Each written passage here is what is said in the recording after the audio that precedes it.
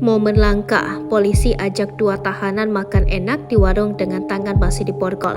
Media sosial dihebohkan dengan video yang memperlihatkan dua orang tahanan diajak makan enak oleh polisi di sebuah warung lesehan. Video itu langsung viral setelah diunggah oleh akun Instagram _media.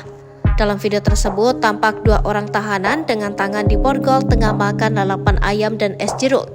Meski tangan kedua pria tersebut diborgol, keduanya tampak lahap menyantap makanan dan minuman di sebuah warung makan tersebut.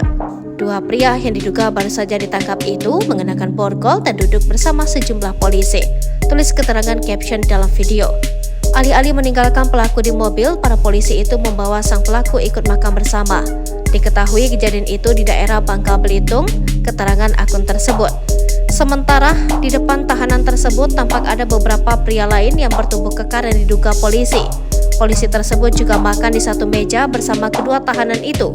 Namun tidak diketahui di mana peristiwa itu terjadi dan apa kesalahan yang dibuat dua orang pria tersebut sehingga menjadi tahanan.